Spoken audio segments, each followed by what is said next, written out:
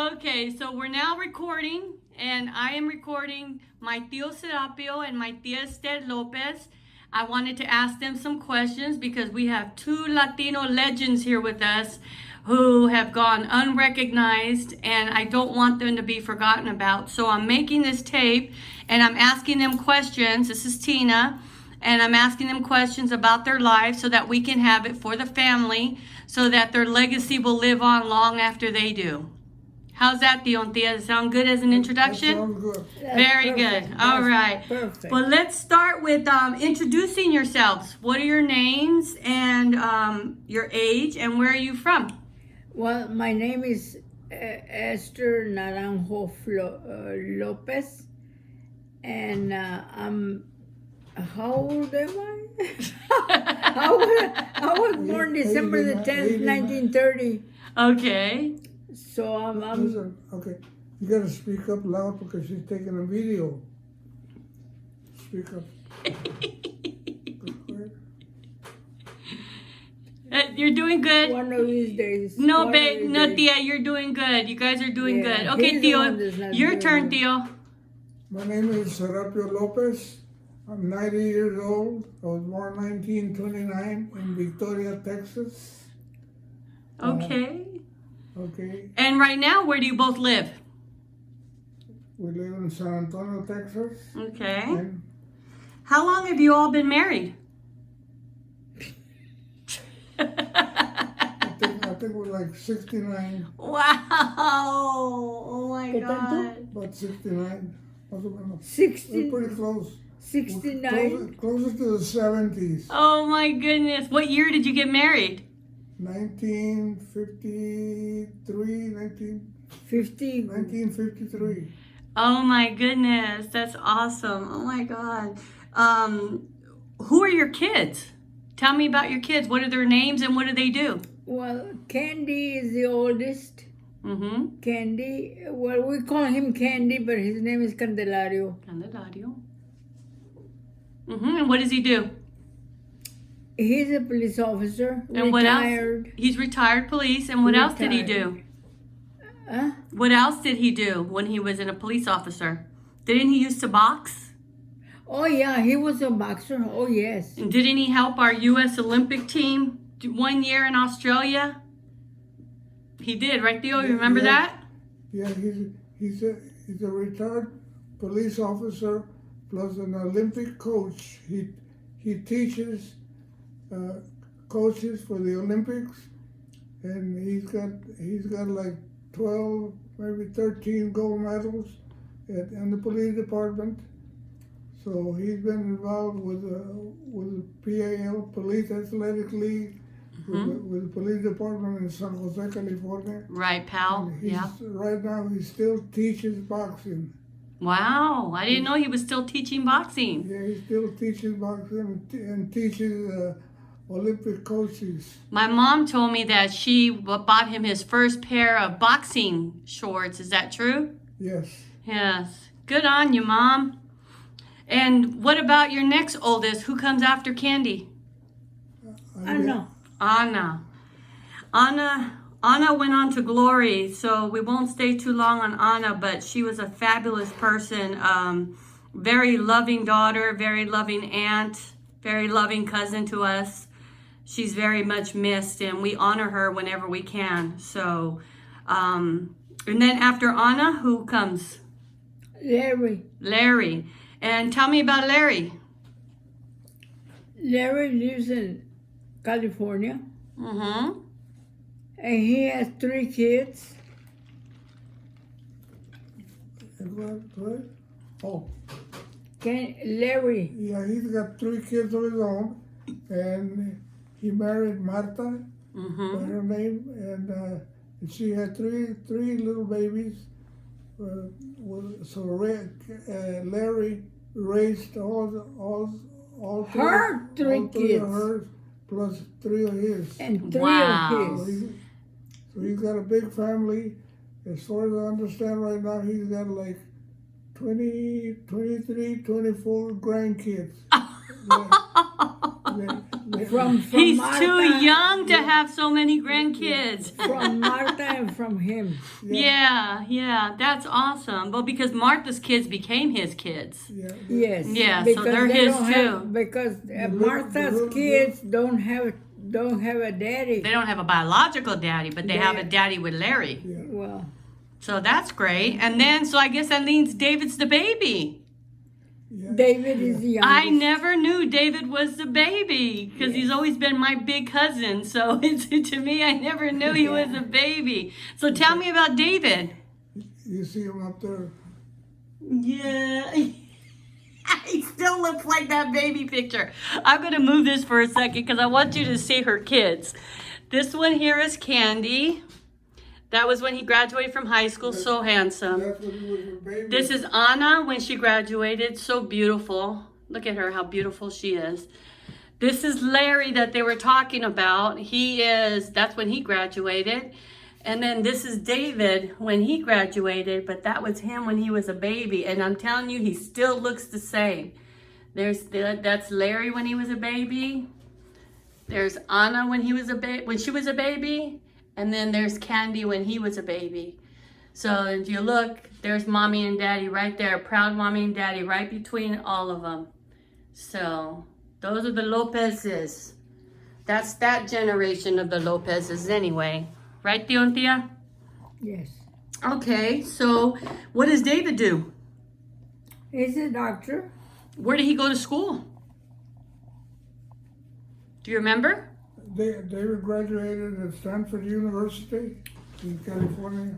Yes, he's an Ivy League trained doctor who is actually my personal doctor and for over 20 years. And he's been my doctor. He's been longer than 20 years as a doctor, but he's been my personal doctor for 20 years. And he is fantastic, and he knows how to look out for his loved ones. He takes good care of his blood. So you have lots of grandkids, huh? How many grandkids do you have in total? If you had to guess. About 30? Well, Yeah, 30. About 30 grandkids? Yeah. not that many. You got No, Candy's, we have- Candy's kids. David. You got David's. Larry's got 20-something. Those are your great grandkids. No. They're great guys. Yeah, Okay, and then Anna didn't have no baby. right. Okay. And You're wrong. You're wrong. yeah, Totally yeah, wrong. but original like Candy has two daughters And a and son, a son, right? and then Yeah. Larry también he's got Larry has 3 also. Yeah. he's got 3, yeah. This is a picture of the family at Theo's, and if you see, that's Candy and all the grandkids and kids that all the kids that he was talking about. You see Theo and Thea, that was from his 90th birthday party, and these are relatives from California who came in for that. And if you look way to the right, you will see Candy, and then his wife Jessica in the back, but right next to him is his son, and then the other ones are his daughters and stuff. So that's the Lopez family right there. All of those are Candy's kids. Yeah, those are all Candy's kids. Yeah. So that's awesome. You must be so proud of your kids. They've done so well for themselves, haven't they? Thank God that we have good kids. You do. You have very good kids. Very good kids. I And mean, now we have good grandchildren. yes, you do. Yes, you do. Thank God. Thank God. Yes.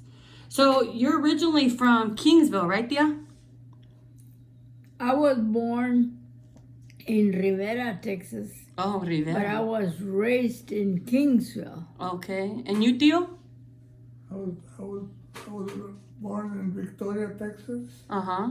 and raised in Victoria until I went into the military. And the only way I got out of the farm was joining the military. Right. And moving on to that, you were in the Korean War, weren't you? I am what you call, I'm a combat veteran. Right. Okay. A veteran of foreign wars. You have veterans that went to Korea, but they did not go into combat. Right. I was in combat. Oh, So you have veterans or combat veterans and just regular Korean veterans. Oh. They had a cap, Korea, but they did not see combat. Right. Okay, in my case, I'm different. I was in combat. So, How did that affect you being in combat? tell you the truth, I don't know. It still kind of messes with you? It didn't sink in. Yeah. I know what happened. I know I was in combat. I probably did kill somebody. We don't know. Or you never know sometimes.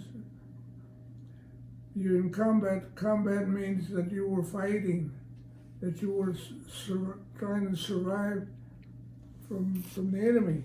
Right. So that means you're in combat. So you have people that are Korean veterans, Vietnam, everything. But you have some that were in combat, and I was one of them that was elected to be in combat. So. Wow. Wow. Thank you for your service, Dio. Yeah. I mean, that's amazing. I mean, wasn't that before Vietnam? Because that was in the 1950s, right? Yeah. Yeah, the late 50s when the Korean War happened. So, you all had shared with me before that you all had marched with Cesar Chavez, that you personally knew Cesar Chavez. Can you tell me a little bit about that? Yes, we met Cesar Chavez many years ago. 1969. The year I was born. And ever since we met him, because he was involved in he was involved in the movement. En el movimiento Chicano. Mm-hmm. He was the head of the movimiento. He started el movimiento Chicano de los farm workers. Mm-hmm. Because there was a lot of discrimination. There was a lot of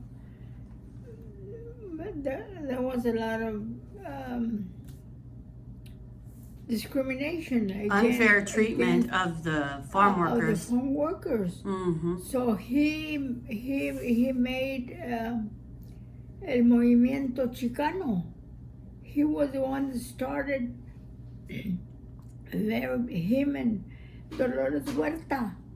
Dolores Huerta. Dolores Huerta was his sister-in-law. Mm-hmm. So they started together, but it was Cesar that started the whole movimiento, the Chicano movimiento de California. And he started in Texas, everywhere else. That's how he started, because of the discrimination against the Chicanos, against the farm workers, against the poor people, because they were the farm workers, the farmers, the owners, they were taking advantage of the poor people. So he started the movimiento to defend the rights of the farm workers. It was Cesar Chavez that started the whole thing, and it got so big, that not only California, it was in Texas and everywhere else, wherever there was farm workers. He started el movimiento, Cesar Chavez, he started. What did you all have to do with him? Theo, you mentioned some about you were his security for 12 years. Can you tell me about that? Yeah, actually what really happened with the United Farm Workers is that we're going into a lot of discrimination by the big growers, big money people, and those were owners of the big farms in California, in Texas, all over the United States. And Cesar Chavez was one who really took it upon himself to do a union get people together. So that's how come right now the farm workers, they have drinking water. Have rights. They have drinking water. They have Social Security. They have a lot of stuff. They that have rights. Yeah, that they have did not rights. have before. And all of that was because of Cesar Chavez's involvement. And you all supporting him too. People like you that joined the Movimiento. This is a Chavez. Oh, Yeah, yes. there was a lot of people, For right? years and years we were with him. We started in San Jose, California. Mm-hmm. We started there. Which is where I was born and raised, and where we all lived together when I was a baby. Yes. So yeah. I mean, we were involved with Cesar Chavez for years and years and years. En el movimiento, en las marchas, el todo. And then we met Dolores Huerta, his sister-in-law, and she was also involved. But Cesar was the head of the whole movimiento Chicano to defend the rights of the farm workers. And that's why we got involved with Cesar. Yeah. For many, many years, everywhere, las marchas, las protestas, todo el movimiento de Cesar, we were there. Didn't you say because of Cesar Chavez you knew the Kennedys and the who else? Yeah, the Mondales. The Mondales. All these people. These people ran for president of the United States. Robert Kennedy was one. Okay. The main one was killed in Dallas. Right, that was John F. Kennedy Jr. Okay. But then the one that were left, Robert. Kennedys, Mm-hmm. and Martin Luther King, Right. the movimiento that goes on right now. But we knew Robert, and the way I knew Robert was because being security, whenever the Kennedys would be in that area, we had to be security so nobody else gets close. Not the Secret Service, those people are different. But we were kind of back up for the movimiento. Right. For So are you saying that Robert Kennedy would come and see what you all were doing with the Movimiento, and then therefore you would provide security as well as the Secret Service for Robert Kennedy? He got killed. Well, he got killed in Los Angeles. Yeah, at the hotel. Yeah, and at that time, that was security. But you know, around the area where Cesar would be meeting or something. Yeah. So, You were security for Cesar for what, 12 years? Yeah. 12 years? For a long time. Yeah. And you know, whenever he was going to eat, he did not eat from nobody except me. The Really? food I had to cook for him. I used to make lunches and whatever I could because he wouldn't eat, because lots of people tried to kill him by envenenar, by Poisoning him. yes. Wow. And he was always very careful by the way he eat. And I had to be the cook of him every time he was near the San Jose, California, and near, I mean, whenever he would be there near San Jose, California, I was always there because I had to be his cook. Yeah. Because he wouldn't eat food from nobody. I don't blame him. There's a lot of Because, people who wanted him dead. They tried to kill him so many times because of the movimiento. Mm-hmm. That's why. They had chosen her. If anybody's Cesar's gonna have a meal or something, anybody that would be involved would be her, because the committee decided that this is a person that you can trust, that's not gonna poison Cesar. Right. Right. So- And plus you're a good cook. So she You know. just fixes the meal. She can put things together. I know this from living with him, that she can put things together from leftover food that you would never imagine. So the woman can cook. I mean, Is there anything else you'd like to share about Cesar Chavez? well, Cesar, well, he was a personal friend.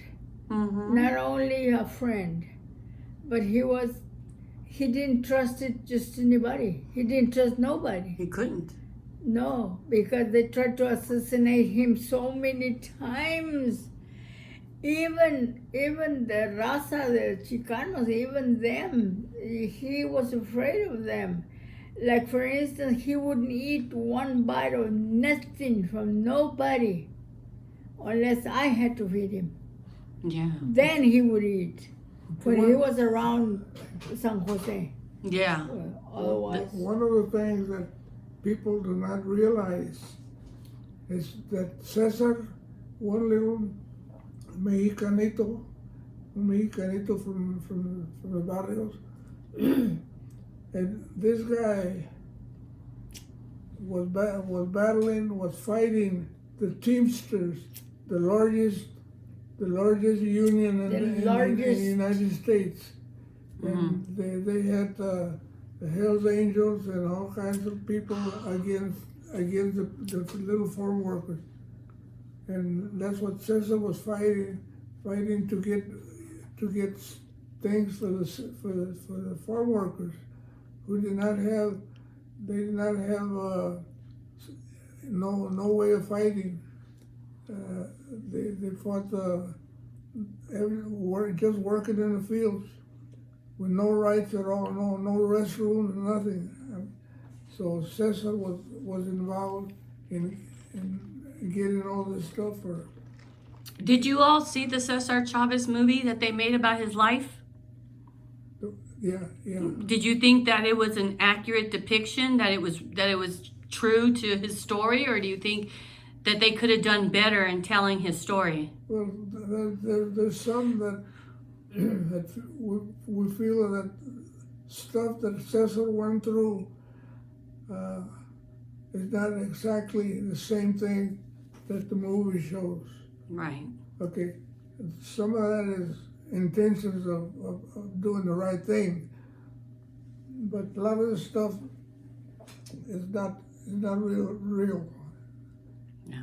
The movement is right, what they're trying to do, but getting down to the nitty-gritty, some of that stuff is fake, maybe. Yeah, knowing what I know about your history with Cesar and living with you all, and you all sharing me, when I saw the movie personally, I felt let down. Yeah. I felt like it wasn't as true as a story, say, about Martin Luther King, or the Kennedys, or something like that. Yes.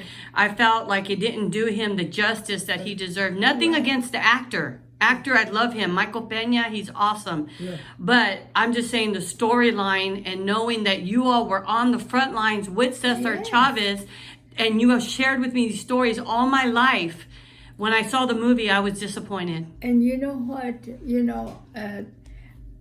We knew Cesar Chavez personally. I know. Not only did we met him. No, we were together. We had to sleep in the troques and the field. We had to eat together. We had to work together. Everything together for years, not only one day or two, for years with Cesar. And I used to be, he was our personal friend. We share. Espérame. Go ahead. El history de Cesar, cuando él estaba chiquito, cuando nació, cuando all that kind of stuff.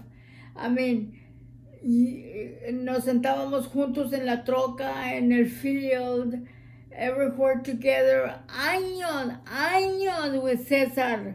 I mean, I knew him personally for años. We were together in el field, en el sol, caliente y con hambre, y a veces con, digo, you didn't know Cesar. You don't know who Cesar was. what he went through. He went through hell para dándole los rights a la raza pobre, a los farm workers. You know, people don't understand that because you haven't gone through the hell that he went through. No se le da crédito enough.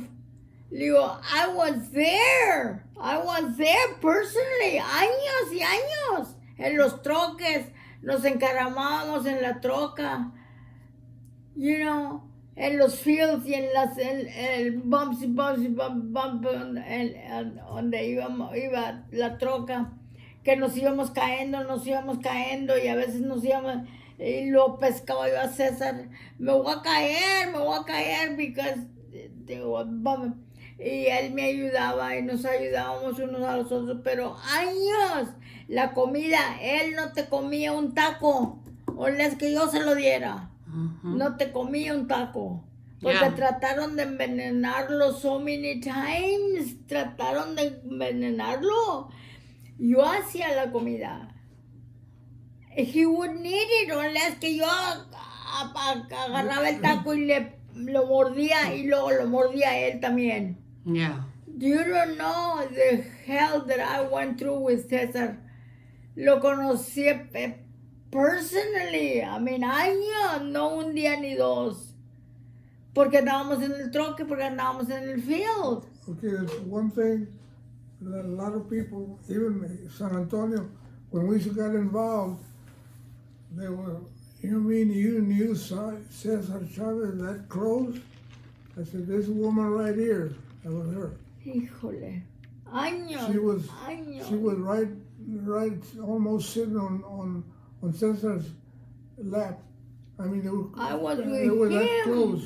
They were that close in the fields, in the trucks, and she used to I remember that so well. cry because Cesar. who was Cesar?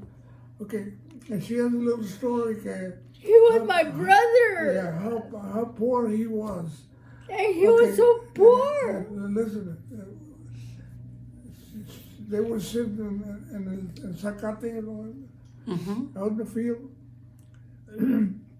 and she mentioned one time, she told me about it, that Cesar sat out on the ground and took one of his shoes off, and he got involved, sacándole zacate, tierra inside. Okay, and what was happening is that shoe was torn. On the bottom. The bottom. Tenía un hole, agujero.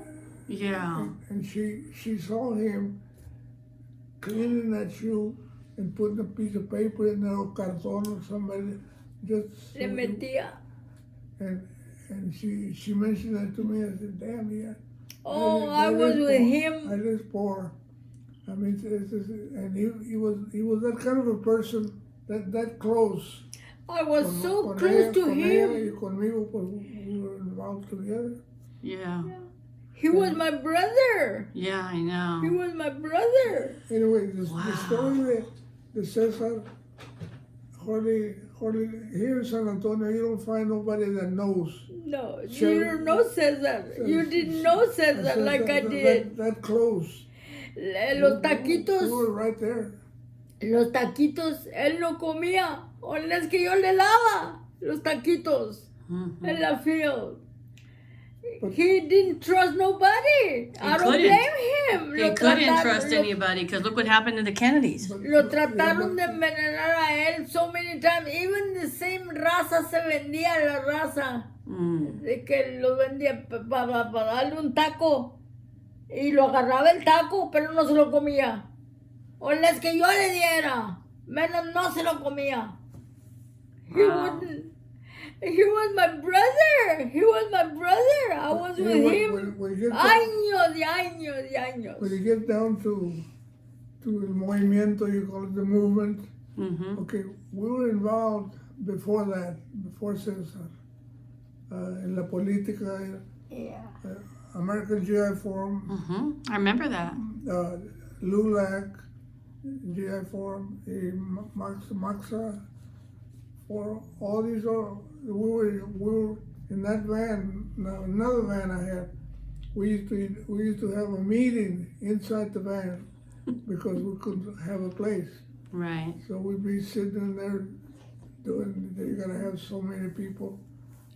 So we were involved that close in the movement. Con el movimiento. And what movimiento was that? Was that for just the Chicanos? I mean, just to be treated fairly? Or what was it before you got with Cesar Chavez? What were you doing for the movimiento? I was born 1929. She was born 1930. Okay. Since we were born, since we came up, we were discriminated. I mean, big We time. know about discrimination. In fact, let me tell you what. Now that this virus chingadera came up and all this kind of stuff. Okay, when we were born, when I was born in 1929, the big virus that had come before that, 1918, and I was born 1929. So there's people dying left and right. So when all this virus or corona and all this kind of shit, I told people, you know what? Me and her, we've been through this.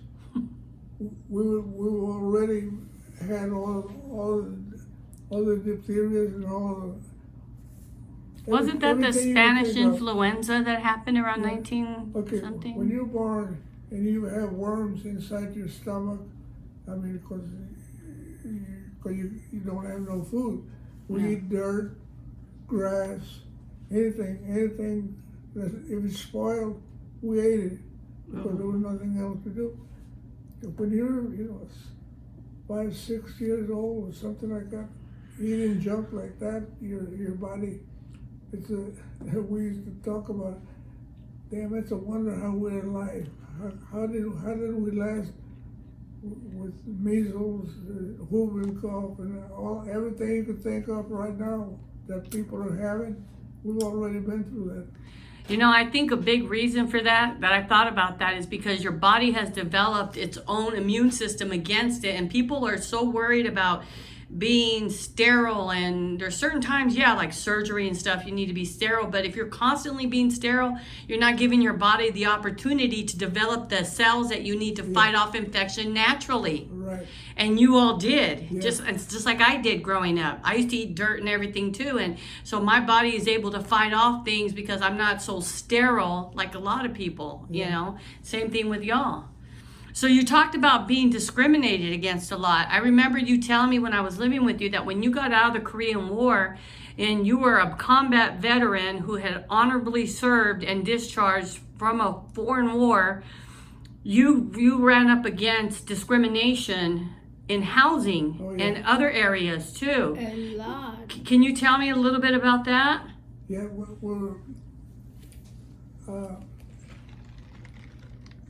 like us, I mean, we didn't, when I was born, I didn't know no English, just Spanish, and all cut up, whatever. So when you're growing up against the white establishment, they've already had you poisoned. Now, what they're gonna do with you, the way they treated you, you're Mexican, you're Spanish, or whatever the hell you want to call it. Mexican. The gringos always, you were already, you're gonna be this. Right. I didn't know how to write. I didn't know, no school. I went to school maybe 6th, 7th grade or whatever, but not the teachers were white. So they discriminated against you anyway. They call you Mexicans or whatever. And The discrimination has been going on since day one. Yeah. Yeah, a lot of people focus on the civil rights movement with just being black people, but they don't realize that if you go back in history, even all the way back to Harriet Tubman and her Underground Railroad, it was the Mexicanos that were helping the black people with the Underground Railroad, and that the Mexicanos were being discriminated against just as much as the black people. But they just didn't emphasize it because it wasn't as bad, they say. But you two, having lived it, you can say it was bad, right? Very bad. It was just as bad, right? And a lot of people don't know the names of all the United States. They're all Chicano names, Mexican names, because it is Mexico. Right. Like, for instance, San Antonio. Yeah. You know, stuff like that. It's Mexican names. Los Angeles, San Jose. Los Angeles. I mean, you know. California. You know. And they San don't Francisco. realize that it was our country way. No había negros, no había white, no había nada. It was Mexicanos, the owners of the whole United States. Yeah. Well, we got the Indian blood in us, so yeah. And there were Indians. Yeah, the Native Americans. A little bit what happened.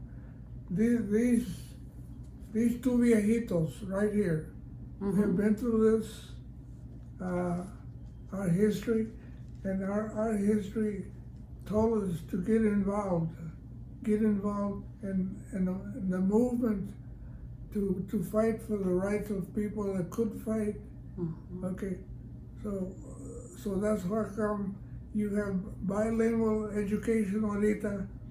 There's a lot of, if you look at the TV nowadays, what do you see on faces? More brown faces. RAZA, brown faces. And the blacks ain't nobody. Blacks are nothing. Okay, let me tell you what.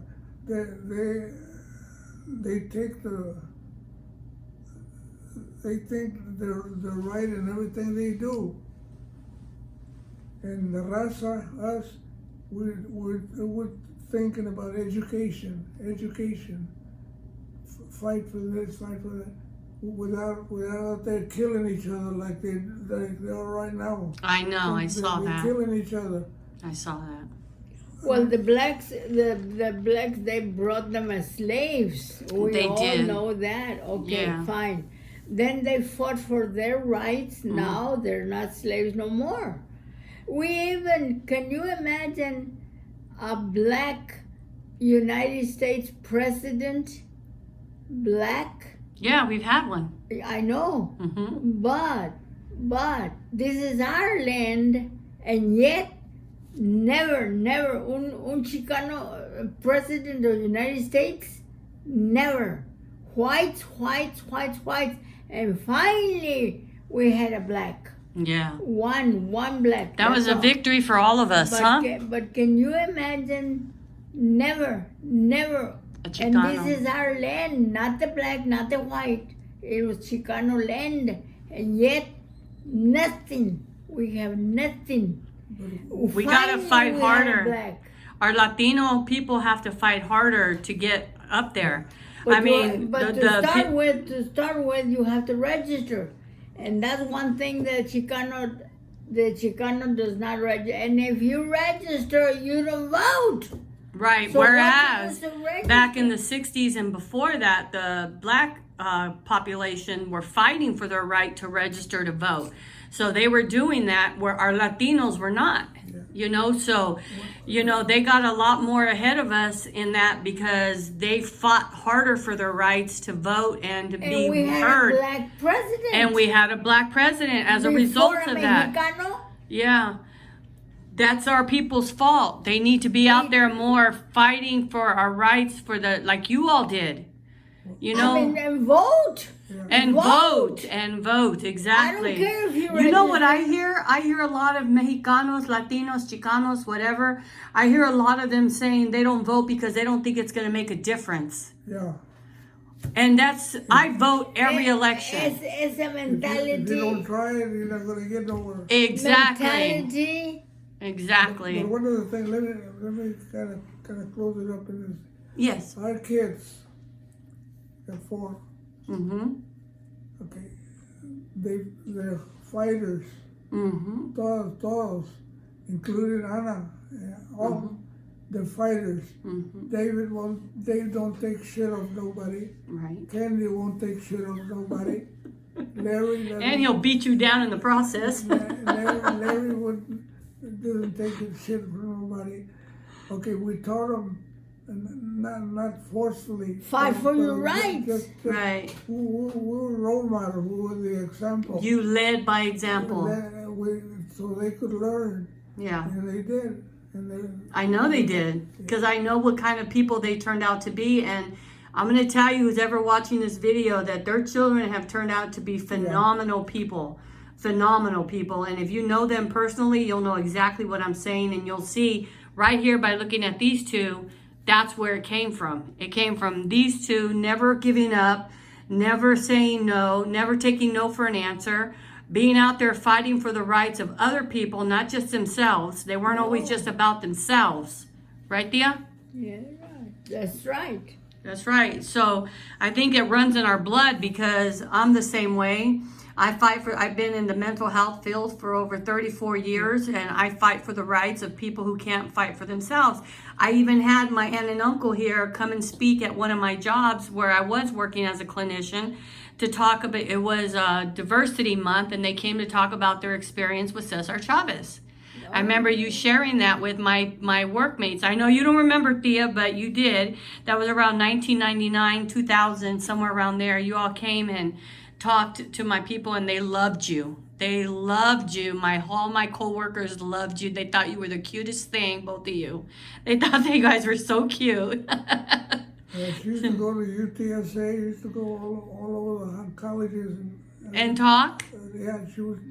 I like to talk about el movimiento. You should be able to. Para mí, it's el proud. movimiento de nosotros, la raza, porque we deserve, this is our land. Yeah. Y vinieron los blancos y luego los negros and took over.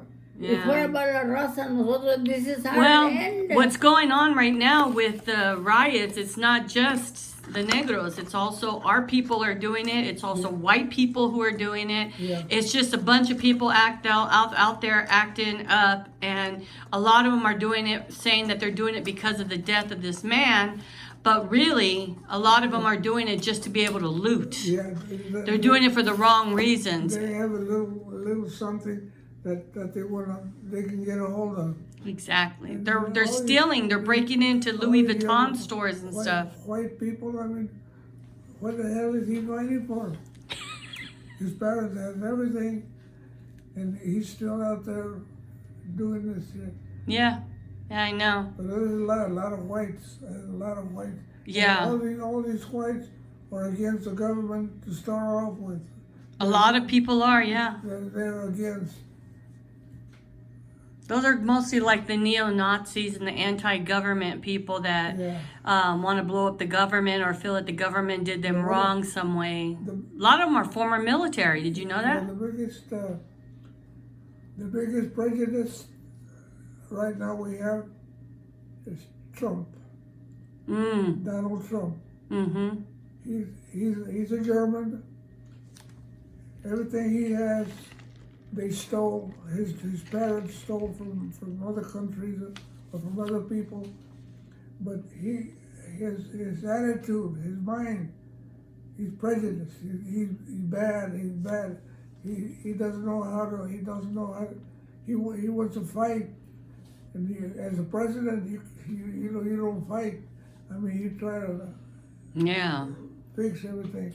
I noticed that he has quite a temper on him, and he's pissing off Japan and the National Health Organization, and he's firing. If somebody doesn't agree with him, he fires them. Yeah. You know, and that's not the way to run a presidency. That's the way to run a business, but the country is not really a business as per se. Like, it's a little bit different. You know, you have to deal with it with more diplomacy than he's dealing with it. So I agree with you on that.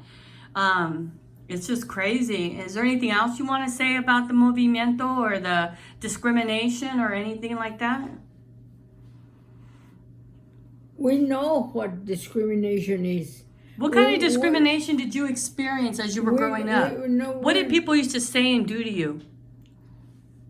Because we're Chicanos. Mexican. Did they used to make fun of We're when Mexicans. you guys would take tacos for lunch Yeah. and they were taking Wonder Bread sandwiches? Would they make fun of you? My mom used to make tortillitas about this big, Mm-hmm. and for us to eat our lunch at noon in the escuela, we had to go hide behind some building in the bushes and grab a tortilla, grab it like this, and eat it. You couldn't. Now everybody saw a big tortillota.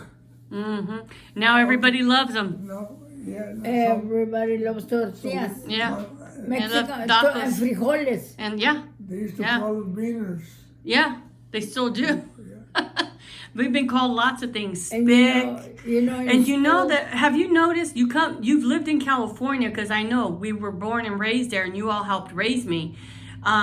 So have you noticed the difference though in the cultures of Texas and California Latinos? the difference? Mm-hmm. Yeah, Texas is very prejudiced. Thank you. Yes, they Oh, are. no, Texas. Well, I'm talking about our own people, our own Latinos. Yeah. Yeah, because if here, what I learned when I moved to Texas was in California, everybody was Mexican. Yeah. You call somebody here in Texas a Mexican and they're like, I'm not from Mexico. Yeah. You know, and they get really mad. I'm Hispanic. And I would try to tell them, Hispanic is not a culture. It's just a definition of a bunch of different cultures inside of it. You know, you could be Cuban, Puerto Rican, Mexican, El Salvadorian, Nicaraguan, whatever. And they were like, no, I'm not Mexican because I'm not from Mexico. Well, then where do your people come from? Do they come from El Salvador? Do they come from the Dominican Republic? Where do they come from? Yeah. You know, Texas. Texas. They get so mad when you call them Mexicans because they say, Well, I'm not from Mexico. Yeah, well, we're not from Mexico, but Our ancestors are. We were not born in Mexico. No, but our We were born ancestors here. are.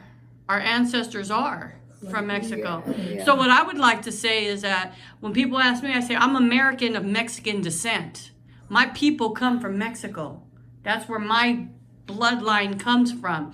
But a lot of them, when you say Mexican, they're like, I'm not from Mexico. I wasn't born in Mexico. I'm an American. Yeah. Yeah. But you're an American of what? You're a German American, you're a Spanish American, you're a Mexican American. What kind of American are you? Everybody's something. You know what I mean? Yeah. Everybody is something, and there's But nothing that- to be ashamed of. But there's one thing.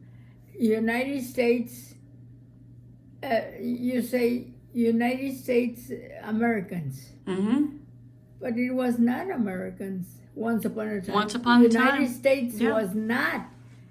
United It was States, Indian territory. when the whites came, they're the wetbacks.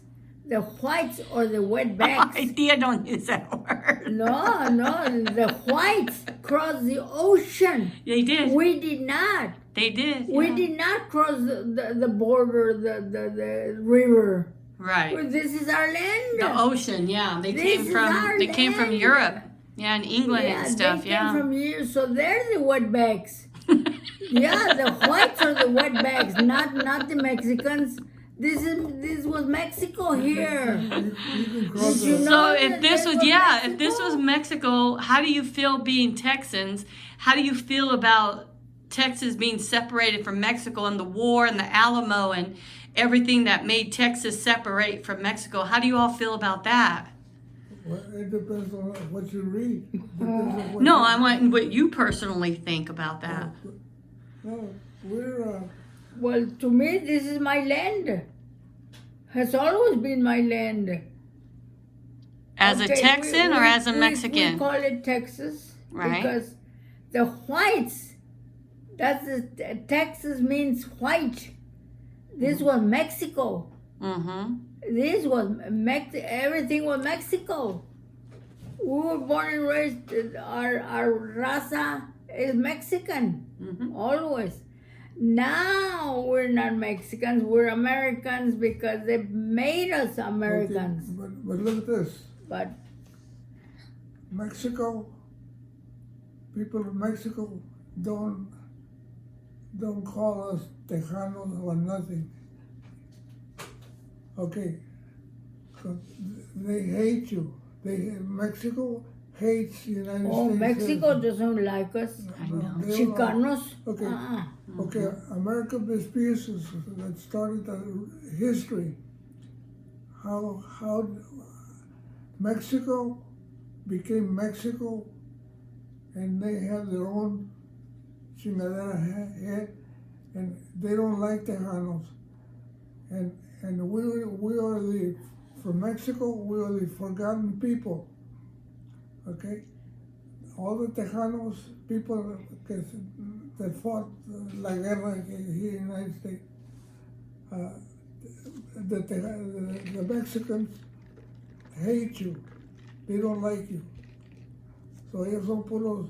They don't like Chicanos. Puros Jaliscos, puros Guatemala, and all kinds of stuff. Guatemala. You know, it's funny you say that about the Chicanos, because when I was working at a psychiatric hospital here in San Antonio back in 1999, I was living with you all at the time. It was my second job. I don't know if you remember. But one of the ladies got mad at me and she called me a Chicano, you know, and I was like, okay, was that supposed to be an insult? Because we're Chicanos in California. That's what they always call it. We always called each other. To me, it wasn't an insult. So she came back later to me and she apologized and she said, I'm sorry, because she was detoxing off of drugs and alcohol. So she was having her bad time. Okay. And she got mad at me and she said, you effing Chicano. And I was like, okay. You know, I didn't think anything about it. And then later she came and apologized. And I said, you know, you called me a Chicano like it was a bad thing. I said, where I grew up, Chicano is not a bad thing. So I didn't get offended by your words at all. Chicano is but here in proud. Texas, yes, here in Texas, it is considered an insult. But you know why? Why? The word Chicano is a pig, a marrano. Oh, is that why they use it for negative towards us? Yeah. I never knew that, and I never knew that it was meant to be negative. De México le dices Chicano, pues eres un marrano. Oh. Yeah. This is Mexico. Mexico. Mexico don't like Chicanos. Are you glad that Mexico succeeded from Mexico that Texas doesn't like succeeded? Chicanos. No. Do you like They don't like the word. the word? Because it has to do with marranos. What I understand, the word Chicano is a pig. Marrano. Marrano. They call it como marrano. I didn't know that until I heard it from somebody else that knew language. The language. So, un Chicano es un marrano. And we're not marranos. No. I mean, we're Chicanos, Right. not marranos. Right. La palabra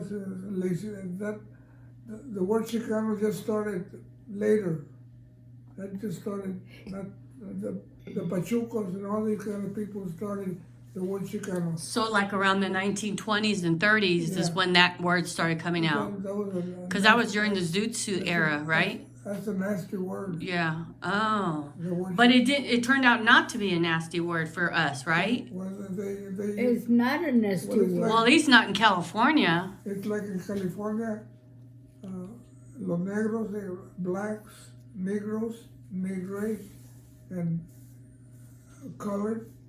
Yeah, they have a bunch of different names for them, yeah. The blacks have used a lot of words. And what is the real word? Negris, Nigres, from Africa. Oh, really? That's from Africa. Oh, okay. So what would you two think would be the appropriate word for our raza? Chicano, Latino, Hispanic?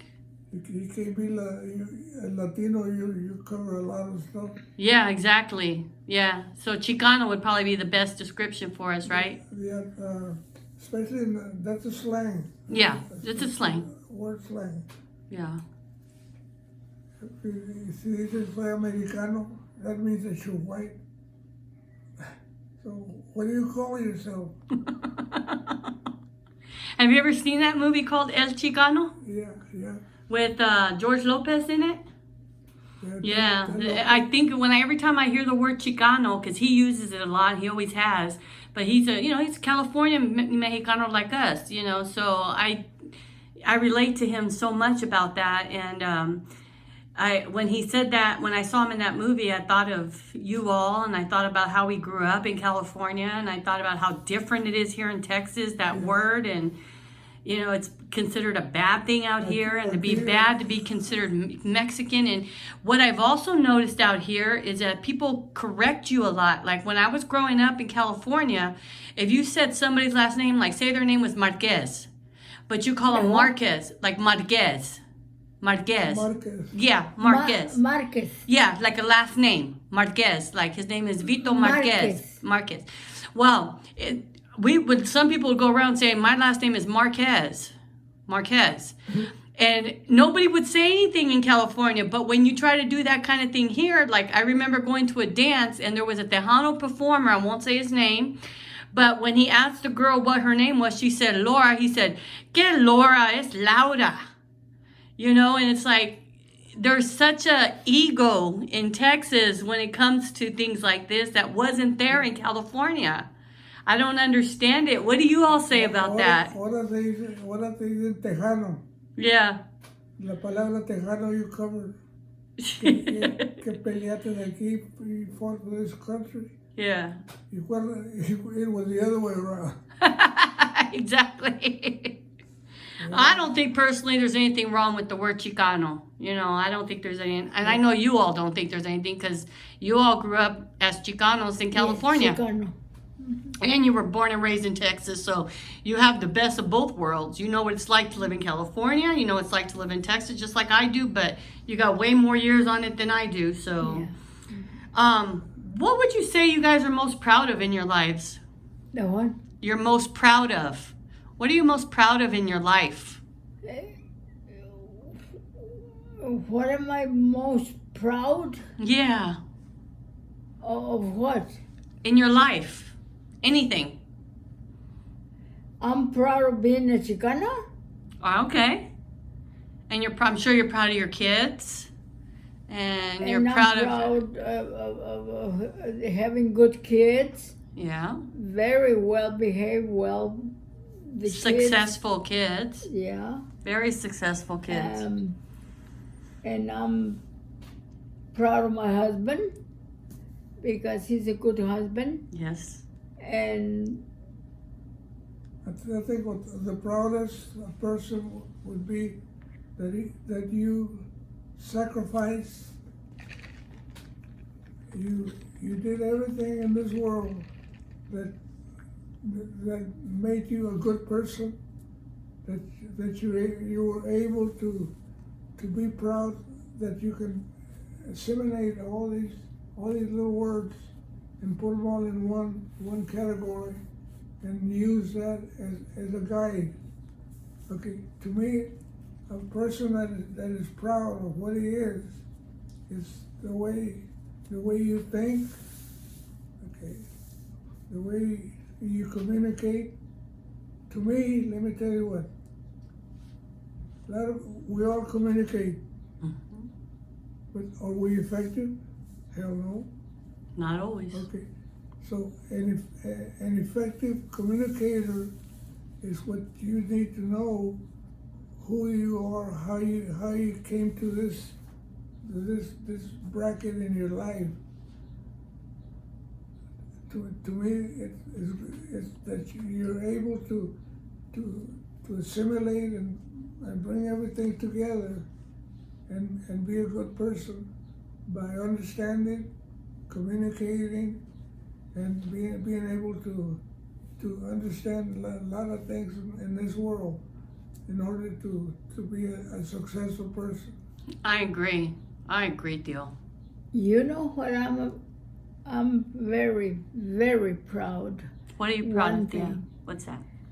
Of having the kind of kids I have. Exactly. The children that we have, because we have the kids, 3 boys and 1 girl.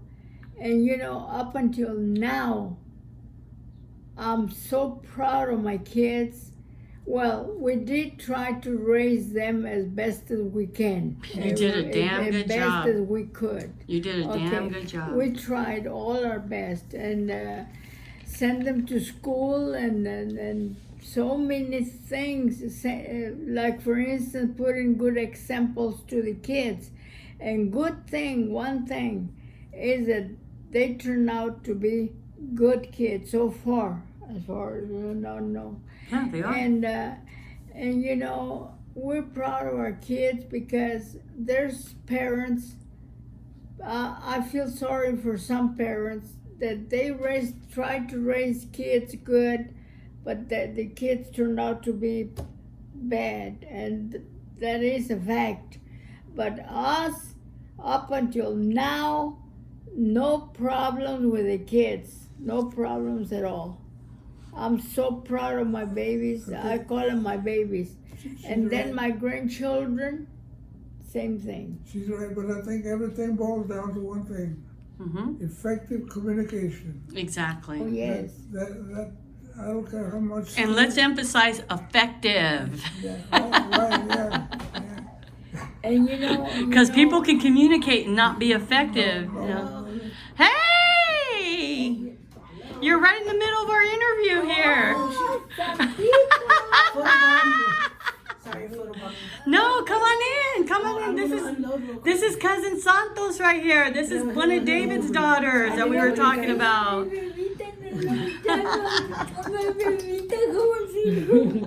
a long time, my baby.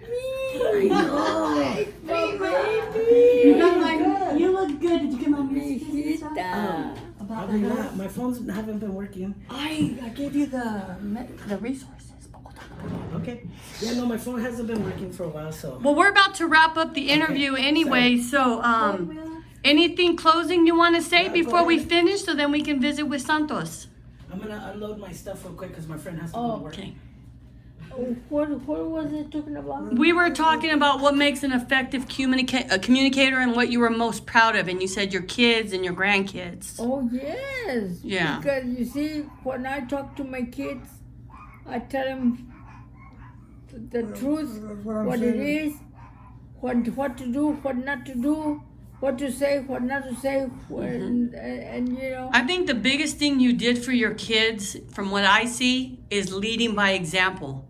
You lived a life for the public, for the RAZA, for helping others, for being a good person. And your kids saw that. And now they're all the exact same way. We went con el movimiento for years. I know. And I started myself. That's what it boils down to, is very effective. And she's effective, and I'm effective in one way. Whatever I say goes, and what she says goes. Yeah. And you know, I started myself in el movimiento Chicano, el movimiento de la raza, and I remember I was very young with Cesar Chavez. And I got good examples from Cesar Chavez. I was going to ask you about that Si Se Puede. Where does that come from? I know you all put that everywhere in your house. Yes. Si Se Puede. Si se puede, si se puede. Because that's from Cesar Chavez, right? Cesar Chavez, yes. Yeah. She lives in California. Dolores Huerta. She started Si Se Puede. In other words, yes, you can. Yes, you can. Yeah. Yes, it can be done. It can be done. And then a gringo use that as blacks usaron for a while. Yeah. But it can be done. It can be Yes, done. it can be done. It can. Si se And puede. indeed, si se puede. Si se puede. Because Cesar Totalmente. did it. Totalmente. Cesar did it. Mm-hmm. So if Cesar can do it, why is it that we cannot do it also? Because We got examples from him. Exactly, but you know, I think it's gotten lost in our generations below us because, Yes. like you said, they're not out there voting. They're not out there fighting the right way. They're not out there marching and protesting the right way like we all did back in the day, like We you all did. did with Martin Luther King and the Kennedys and the Mondales and all them. I mean, those were peaceful Cesar marches. Chavez. Yeah, those were peaceful marches to get We things started done. with They're not Cesar doing that Chavez. anymore. They're doing violence. They're killing each other. They're hurting each other all over the United States for the wrong reasons. They want to ruin. They want to ruin, yes, instead of make it better. So young people, you could learn a lot from this generation because these are people who are actually in the fire of the wars that you have read about in your history classes. But to me, one of the things that I tell people my age, you need to listen to people older than you so you can understand. So you can learn. Yeah, you got to learn from somebody. That has been there. Like I learned from a little baby, I learned from that baby. Mm-hmm. If I listen, I'm gonna learn what is it all about. Cause a little baby can amaze you what they think, what they can do, and they're just a little body. Right. But you gotta listen and be able to Learn. from- Want to learn. Yeah. And Know then- that you can learn, not just from adults. Yeah. You can learn from animals. You can learn from children. You can learn from other races. I mean, we're all in this together, you know? And when I met Cesar Chavez, I didn't know who he was. I heard about it, but I never met him. When I met him, I tell you, I learned a lot. And that Cesar was giving you lessons, as though, you follow him. Right. You follow him. You follow his philosophy, his ways of doing things. He was not a violent person. No. Neither was Martin Luther King, Dr. Martin he Luther had a King. good mind, Mm-hmm. Mm-hmm. And I used to learn from him so many things. I learned so much from Cesar and Dolores Huerta. Right. Cesar and Dolores Huerta. I learned a lot And from you know, them. Dolores Huerta still And alive. she's still She's still in el moving. movimiento. Is she? That's Yes, awesome. she's still in What el happened with movimiento. Cesar Chavez? When did he die? Oh, a long time ago. Yeah. Do you remember the year that he died? I think 19. No, I don't. I don't. Okay, it was 69. I don't know. About 70, 71, 72. Oh, wow. I was young when he Yeah, died. He's been young gone guy. a long time. Yeah, he has. He But was- his legacy still lives on to this day. And thanks to people like you who brought it to Texas, because I remember you were telling me that when you came to Texas, back to Texas, I should say, after living in California and being with him, they didn't know anything about Cesar Chavez out here. like, Oh, you know, no, but they would. just one guy, Jaime Martinez, he had met Cesar Chavez in el Movimiento, Yeah. but he did not participate know. with him sitting next door so when we told them that we knew Cesar Chavez personally, sit next to each other, and we know his story, and that I was security for him for this time. So they used to use us as an example here in San Antonio. Mm-hmm. There was Yes. nobody here that knew him He was personal. that close. Yes. That's awesome. We knew Cesar personally, and even Helen Yeah. Chavez, the wife. The We wife. also knew Helen, but then Dolores Huerta.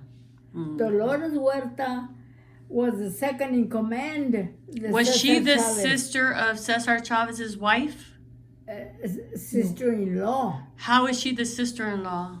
Because the brother of Cesar got married with Dolores Oh, Huerta. gotcha. Okay. The brother Okay. of I was wondering how Cesar. she was the sister-in-law. I knew her name, and I knew that she was working with him, but I didn't know how they were exactly related. And The what- movie didn't really touch a lot on that. Dolores Huerta got involved with Cesar because that was her brother-in-law. Hmm. And she's But bad. She's a fighter. But she's a fighter. It's a hip Man, let me tell you, she took So after are you Cesar. two. You two are also. You know, You always have been. That's my memory of you since I was a baby, since I was a little kid, ready to pee inside the stairwell, and you telling me, Tina, don't you dare pee in the stairwell. You know, you guys are always strong. You were always there. You were raising your kids, but you were still out there fighting for the rights of other people that you didn't even know. You were fighting for La Raza and Movimiento and all of this, and yet you were still raising exceptional children who now have raised exceptional children. You know how far from San Jose on 101 going towards SELENA? Mm-hmm. We used to walk. Yeah. We would walk in that 101. I know. I used to go to the rodeo out in Salinas, so I know how far it is out there.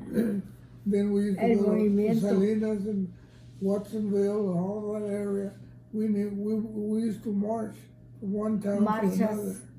Wow. Marchas forever. But they were peaceful marches, right? Yeah, oh yeah. Never beating each other up or anybody else or killing anybody or not like they're doing now. Non-violence. Yes, that was the key. That's what Dr. Martin Luther King Jr. did. That's what Cesar Chavez did. You know, non-violence. And Martin Luther King tried it, and he lasted just so long until somebody shot him. Yeah. But he never gave up, though. He was following the Cesar Chavez thing. Right. He was following that area. Yeah. When they shot him and killed. So then now they're still doing it, but now it's different. It's violent. Total violence, yeah. Biting and looting and killing and hurting each other, and it's terrible, terrible. But okay, is there anything else you want to say before we wrap up the video? You might want to double check maybe on some of that stuff. Okay. Maybe add something to it, or kind of put you know the area, you know what we're all about. Yes. And you know what we've been doing. Yes. And little odds and ends that you have already written down. But all in all, it's a movimiento that cannot be dropped, and somebody's got to pick it up. Who tried it? We have one of the Naranjos. It's Gloria Naranjo. Okay, she's involved with the Naranjos. Gloria, No te entiendo. Gloria Naranjo, la hija de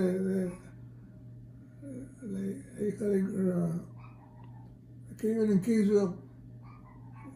Gloria. He's talking about the. Hija de Beto. ¿Qué tiene? She's involved in the Naranjo thing. So like the movement, like she's trying to continue the movement. Yeah, trying to do it together. Gloria knows a lot. Yeah. Yeah. Gloria Naranjo, yes. Yeah, that's what he was saying, that she's trying to continue on with. Gloria. Yeah. Gloria, yes. Yeah. Well, I hope more people, when they see this, that they'll be like they'll be inspired by you, more Latinos and more Chicanos, and want to be out there, you know, making a difference like you all did. You know, I hope that they'll get out there and vote more. We tried. I know. Ever since we were very young. I know. Because we heard about Cesar. Well, who's Cesar Chavez? What's going on with Cesar? Then we got involved with Cesar Chavez. And once we got involved with Cesar Chavez, we did not let go. Yeah. We kept on and we kept on. And the more we were digging, the more we found el movimiento de Cesar. Oh my God. Okay, no one can ever take the place of Cesar Chavez. No. That's agreed. That's one part of the interview, okay, that you did.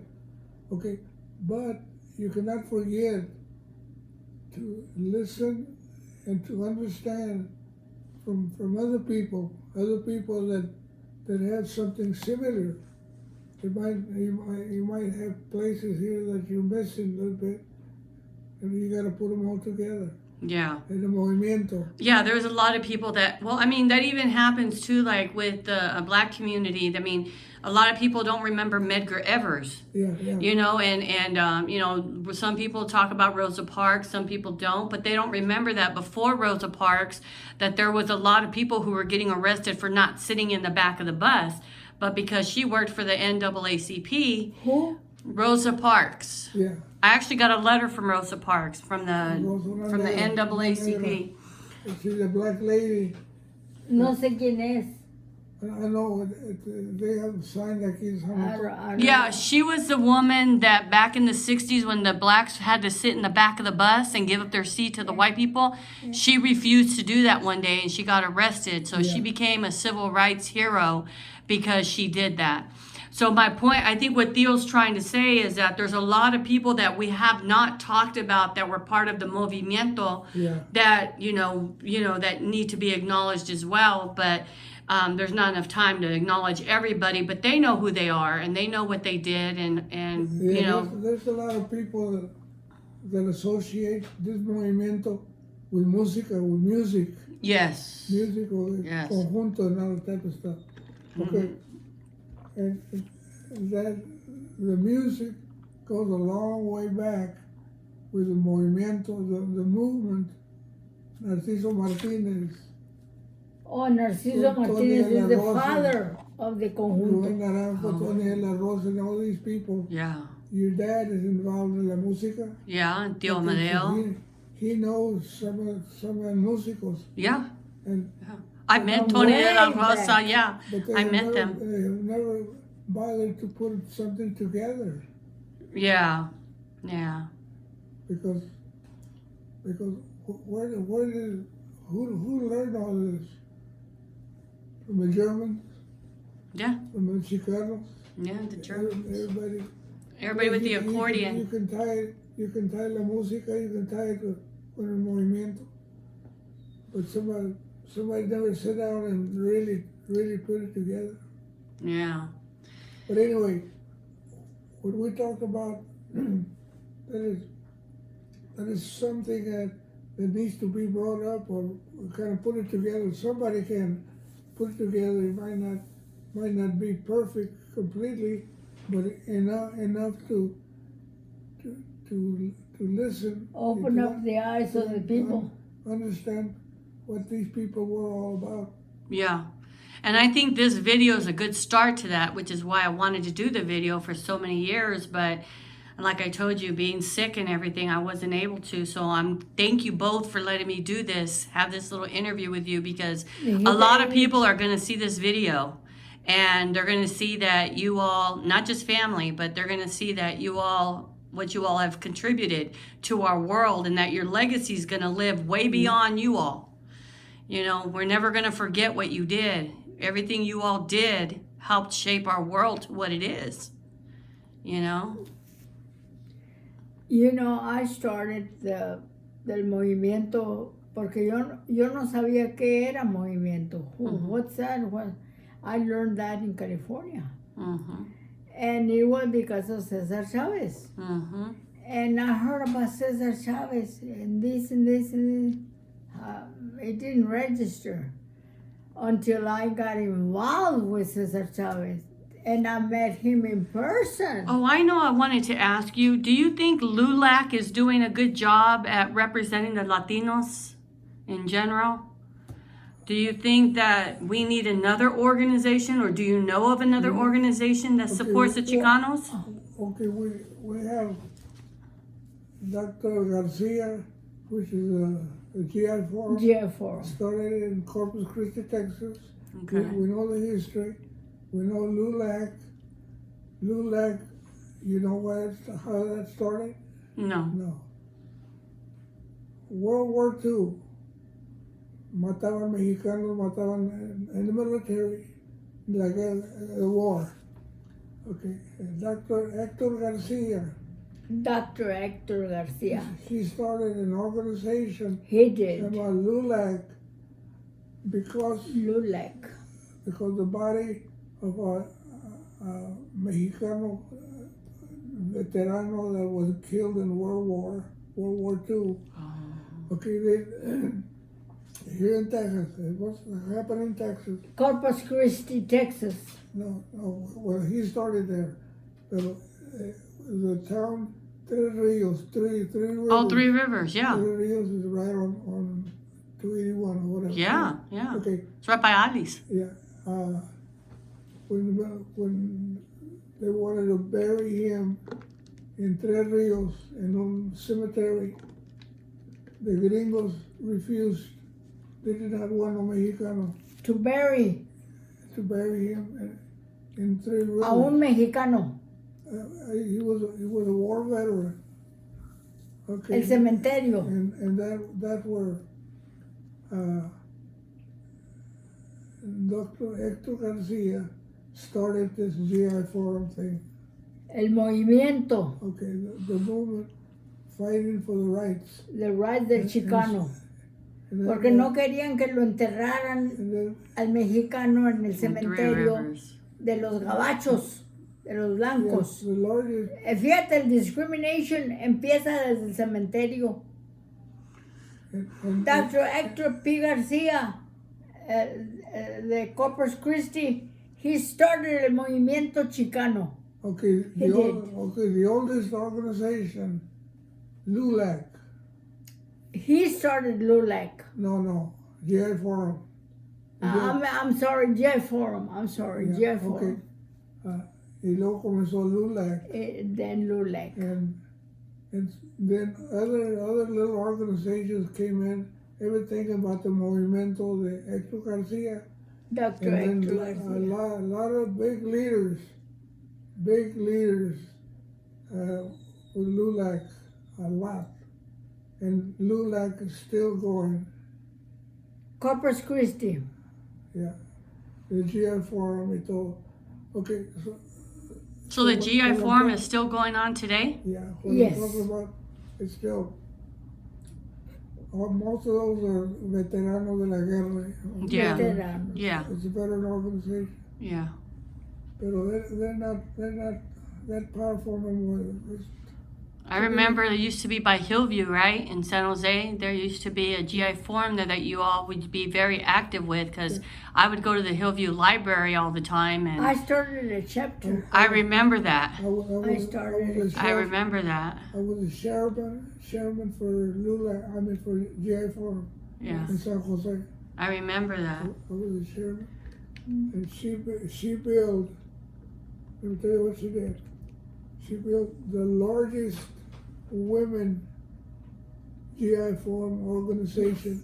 I She started built the largest one of 200 something people, women, pura mujeres. I got an You go, ovation. Tia. I got an ovation also in Corpus Christi from San Jose to Corpus Christi. You go, That's dear. 2,000 miles away. And I was there. That's what I'm saying. You all made things happen. I mean, you led by good example, and now your kids are doing the same thing, and it's just gonna keep passing and passing. That's why I thought this video was so important, because when the good Lord takes you home, I want your legacy to still be out there. I want people to know what you all went through. She is the only woman that built a big GI Forum organization, pura mujeres. The puras Wow. mujeres. I was the very first one. Only women. She was a chairwoman, so she built that.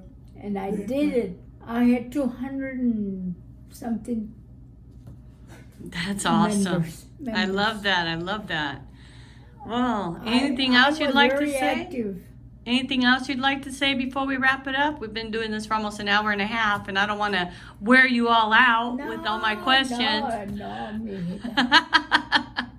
Now we've talked to big organizations, and they want to find out certain things, and they oh my God, I never knew this happened. Exactly. And see, when I saw that Cesar Chavez movie, I had already knew your experiences with him and what you had shared with me all these years. So when I saw it, I was looking for those things, and they were not in the movie.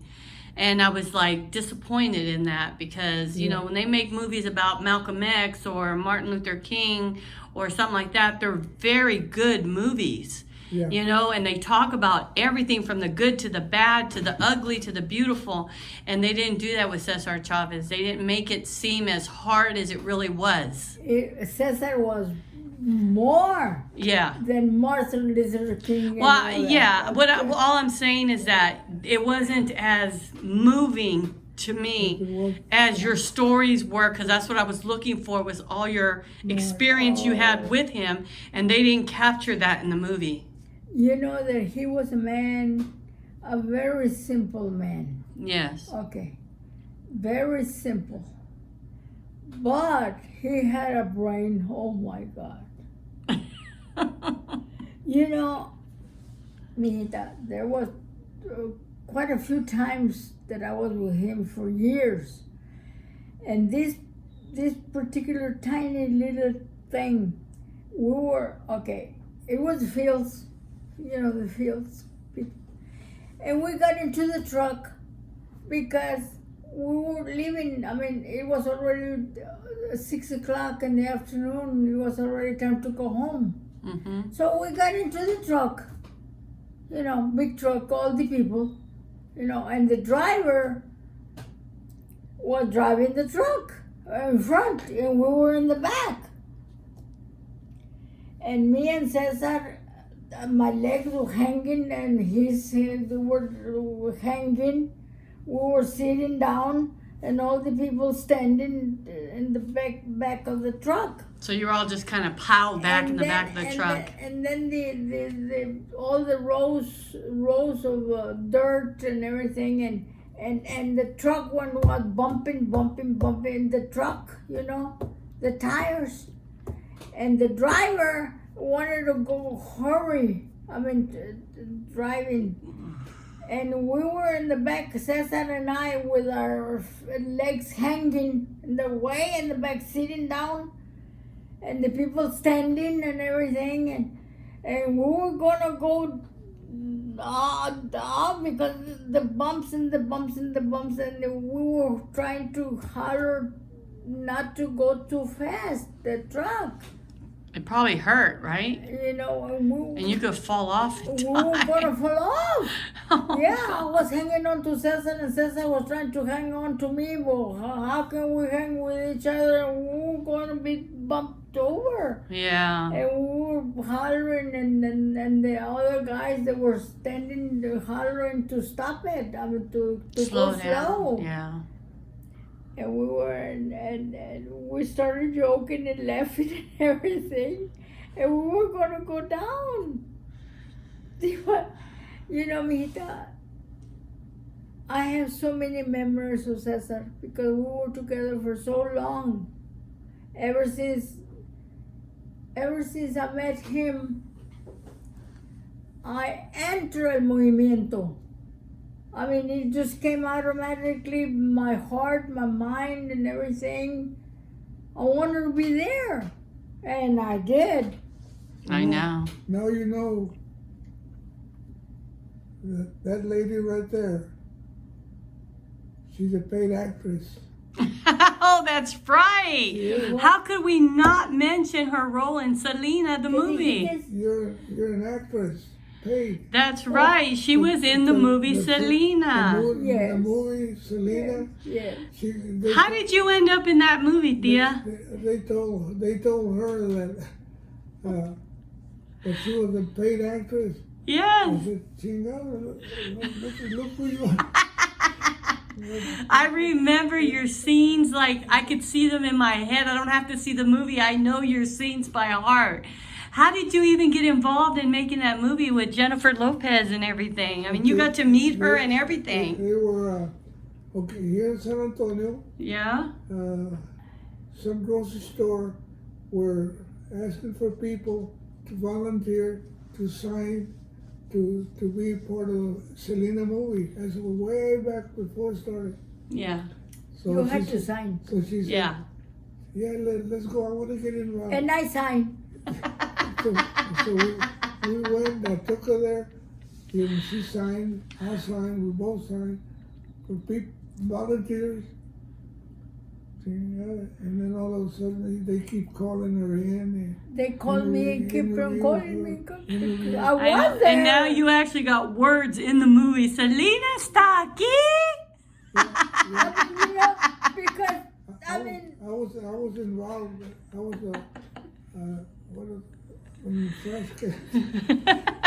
What mall was it? What mall did they do that at? I was in the movie at a place where the garbage thing, everything came in. Yeah? They have Ingram Park Mall. Oh, at Ingram. Okay, I couldn't remember what mall it was at. If it was Yeah. North Star or Ingram. Okay. And we were cleaning up the area and everything else because Selena's gonna be in. So I was involved and she me aventaron pa' afuera. I love watching that movie and seeing you in it. It just cracks me up every time. I love it. I love it. I mean, it's a good movie, but it's I had a lot of scenes, You did. but they took out. Yeah, they edit. They got to edit, but you're still, even after editing, you're I was still in there like for a 3 or long 4 time. scenes. I Yeah. was always there. You were, even though they edited you out of a Yes, lot of yes, scenes, you they still took me got out. like 3 of them in there. Yeah, but So- I was there for quite a They few, keep for a going. long time. Today and tomorrow, and we used to go, and they used to interview me and this and whatever, and I let them have it. Hey, I forgot about you that. know? And, That's awesome. And they put me a tiny little thing, and they took out all that. I said, "You son of a bitch." You still got very good roles, and you know what? We can't watch that movie without showing, look, you're going to see my aunt right now. Hold on. You're going to see my aunt right now. And then we'll point you out, and then when everybody's getting autographs from Jennifer Lopez and you're standing behind her with the book, going like, waving your hand like, I want an autograph, and you're right behind Jennifer Lopez. But Who I would have had- knew she became so famous, and you knew her when, or you got to meet her when she was starting Mijita, out? I was there every day. Yeah. And I met What was she Selena. like? I met Selena. She was just mean- like Selena. I met her. Yeah, I was she did a there. really good job playing For a Selena. signature. So she could she would sign it, and she kept on and. I kept Wow. on, I kept on, and I kept on. I was there. That's awesome. You've done so much in your lives. When you Yes. leave, But you know what, Mita? I'm going to tell you one thing. yes. I'm the type of a person that I'm not shy. No. I'm not vergonzosa. No. I'm going because I'm going. I don't care what you say. I am going, and I'm gonna do it, and I'm gonna talk, and I'm gonna say it. I mean, I'm this kind of a person. I know. So Yeah. maybe that's why when you are like this going, you get to things, you get to do things and say things and whatever. I think you're the one that has to look for it. They don't come to you. You go to them. Mm-hmm. And I am this kind of a person. Well, I know you are. There's a bunch of women in there to el grito, to holler, como al estilo El México. grito, they call it el grito. Yeah. And she went and did it. She won $150. For doing the best grito? Yes, I have money. Can you still do a grito? Of course I can. Okay, let's hear it.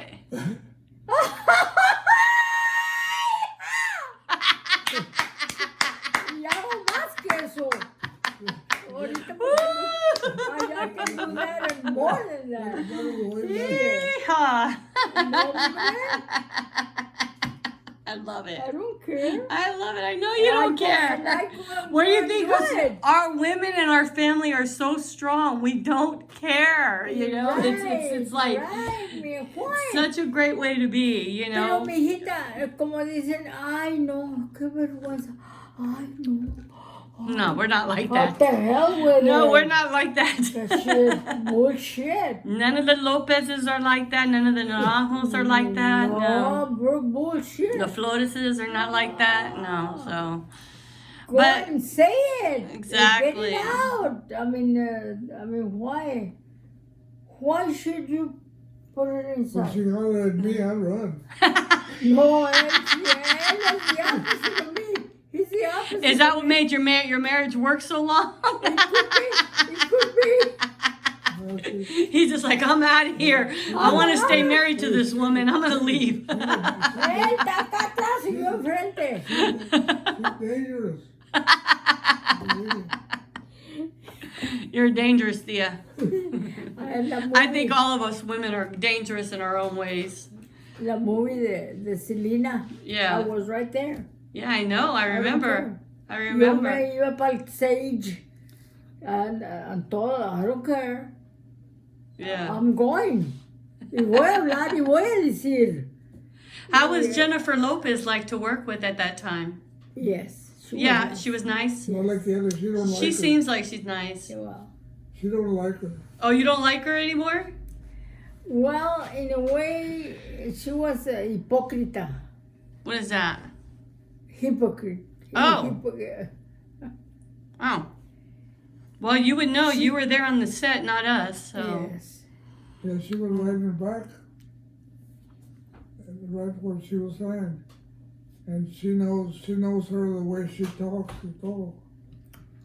And, Jennifer Lopez thought she was big shit. You're nothing, cabrón. Shit, you bullshit. Okay, Tia. Okay. Remember, a lot of people are going to see this. So. That's bullshit. All right, we're going to wrap it up now. Thank you so Okay. much for interviewing Tio and Tia. I'm going to make sure that this gets to all the family as well. So, signing off. Love you guys. Thank I you. love you. Thank you. All right.